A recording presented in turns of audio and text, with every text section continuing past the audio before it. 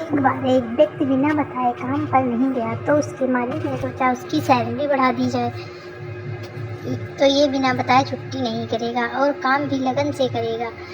और फिर उसे बिना बताए उसकी सैलरी बढ़ा दी गई। अगली बार जब उसे सैलरी ज़्यादा मिली तो वह कुछ नहीं बोला और उसने चुपचाप वो पैसे रख लिए। और कुछ ही महीने बाद उसने फिर से बिना बताए छुट्टी मार ली। मालिक को बहुत गुस्सा आया और वह सोचने लगा कि इसकी सैलरी बढ़ाने का क्या फ़ायदा हुआ, ये तो सुधरने वाला ही नहीं।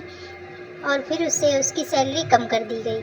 फिर जब वह काम पर वापस आया तो उसे वही सैलरी दी गई जो उसे पहले मिलती थी। वह व्यक्ति चुप रहा और इस बार भी कुछ नहीं बोला।